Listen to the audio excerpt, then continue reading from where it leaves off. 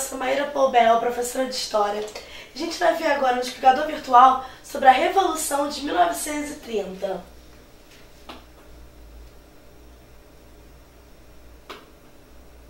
Bom, primeiro, o que a gente está falando de Revolução de 30? A primeira coisa que eu queria falar para vocês é que esse termo revolução muitas vezes é questionado por alguns historiadores, porque pensam que revolução tem que mudar as estruturas. Era de um jeito e passou a ser de um outro completamente diferente. Como assim? Você tinha até então a república conhecida como a República Velha, a República Oligárquica, é aquela república que tinha as oligarquias no poder, que você tinha o predomínio das elites mineiras e paulistas se revezando no poder. E aí, com a Revolução de 30, a gente vai entender o processo melhor, mas muda, sai São Paulo, sai Minas, entra Getúlio Vargas, mas o que se questiona é que ele também era uma oligarquia. Então, será que isso foi uma mudança tão grande? Será que isso foi uma revolução? Agora, por outro lado, os que defendem que foi sim uma revolução, foi na questão de conquistas sociais, foi na questão de que o Brasil foi se afastando de um modelo mais tradicional, mais agrário, e foi se modernizando e foi chegando, foi criando novos parâmetros até na forma de lidar com a população, com os trabalhadores. Mas então a gente vai vendo esses dois lados sempre. O que foi a Revolução de 30? Foi um movimento de revolta armado, ocorrido no Brasil em 1930, que tirou do poder, através de um golpe de Estado, o presidente Washington Luiz. Com o apoio dos chefes militares, Getúlio Vargas chegou à presidência da República. Então a primeira coisa que é muito importante de você pensar, pensou em Revolução de 1930, você pensa na chegada de Vargas ao poder. Você pensa no movimento que tira a elite de São Paulo e Minas Gerais do poder e você põe Getúlio Vargas à frente do Brasil. E quais são os principais atores? Por que aconteceu essa revolução? Por que aconteceu essa troca? De um lado você tem os fatores externos, o que é externo ao Brasil. E aí você tem o crash, ou crack da Bolsa de Valores, conhecido como crise de 29. E aí assim, rapidamente, o que foi isso? Foi aquele episódio onde teve superprodução nos Estados Unidos, você produziu mais do que vendeu e aí você provocou uma quebra na Bolsa de Valores e isso afetou o Brasil porque o Brasil, o principal, a economia estava baseada na exportação de café, certo? Quando você tem uma crise econômica que começou nos Estados Unidos, mas teve dimensão em todos os outros países do mundo, em vários países do mundo, tirando aqueles que já tinham, obviamente, sofrido uma revolução socialista. E aí, quando você tem um Brasil agroexportador, um Brasil que depende, que compre aquele produto, você pensa, no meio de uma crise econômica, o café é uma coisa tão essencial assim de produção?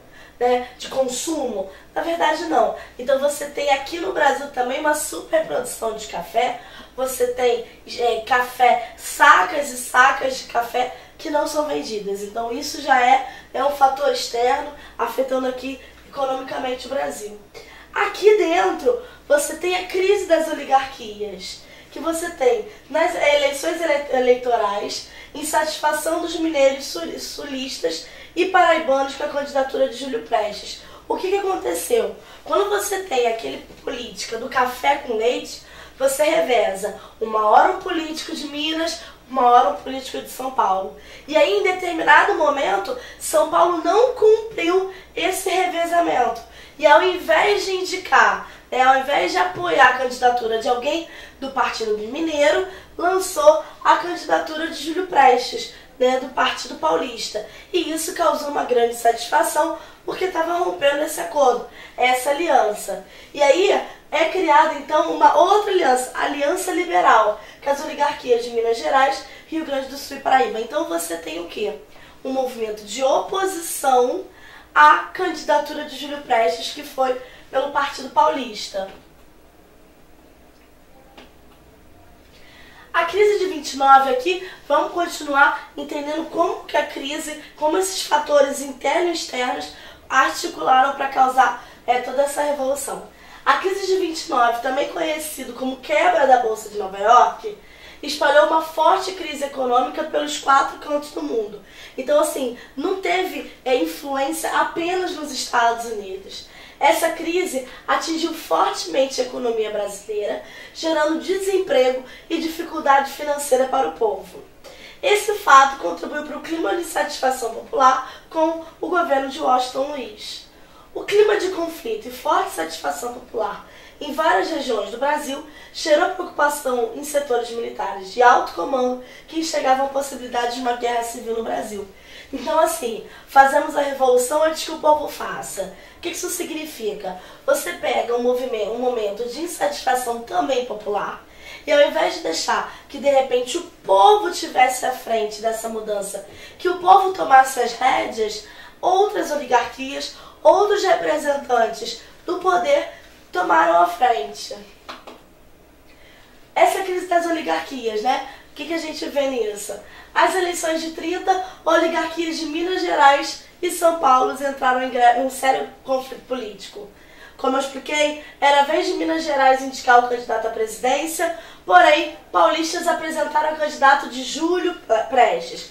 Ele era fluminense, ou seja, nasceu no estado do Rio de Janeiro, só que a carreira política dele toda era em São Paulo.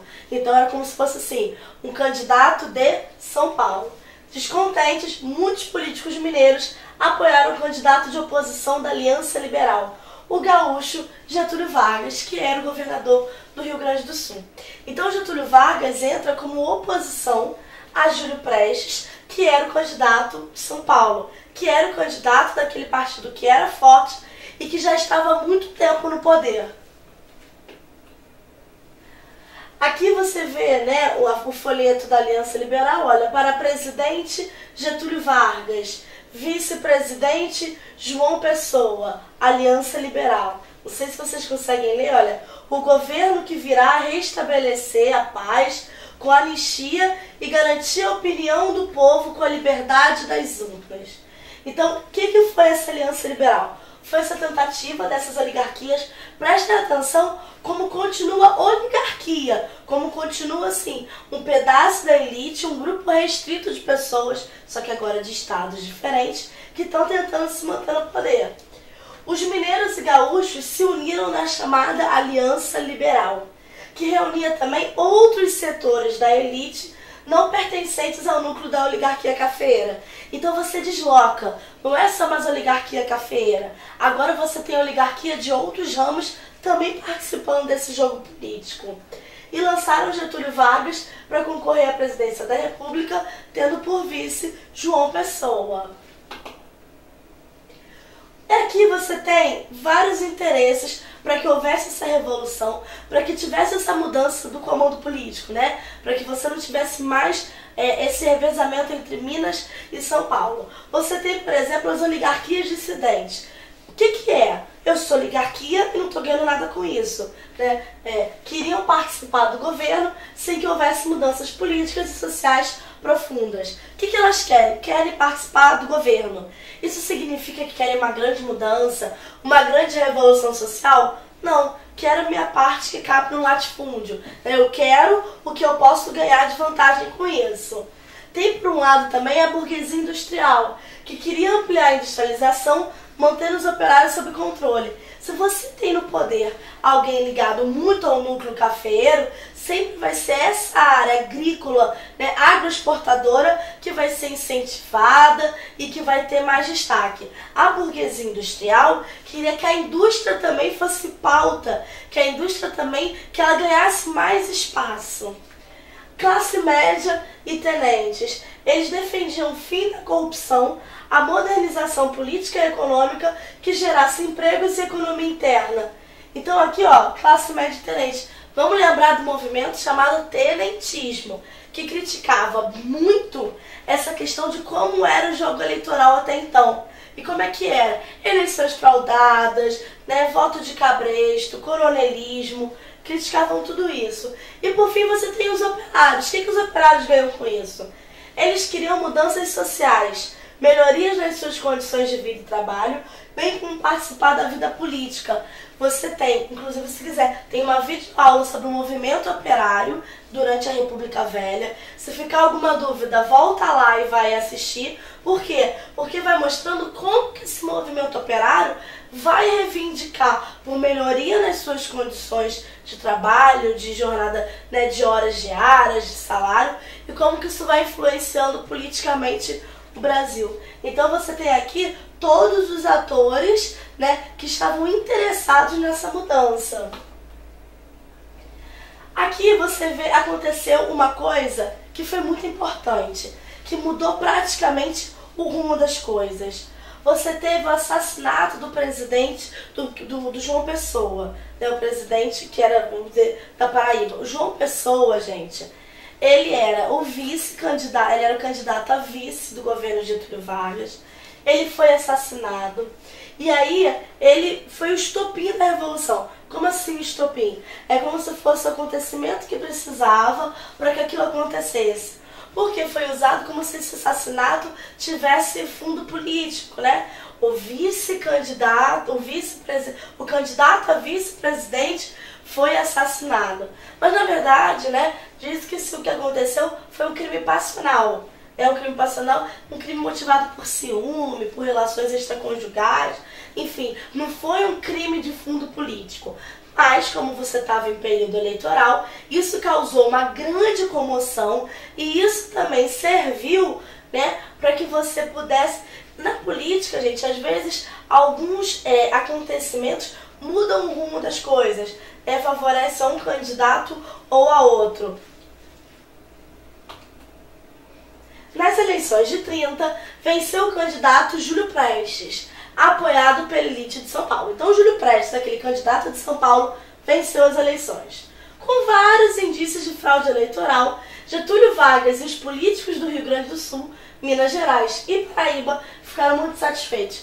A gente já viu, também se for necessário, é só voltar para ver como que aconteceu, como que era esse jogo político. As eleições eram muito fraudadas. E assim, você tinha mecanismos para manter sempre a mesma elite no poder. E aí essa elite lança um candidato. Você acha que era fácil de ganhar, era fácil de manipular. E foi o que aconteceu. Júlio Prestes sai como vitorioso. Mas os dissidentes, né, a Aliança Liberal, não se contentou com isso. Prestes venceu as eleições com o apoio dos presidentes de 17 estados.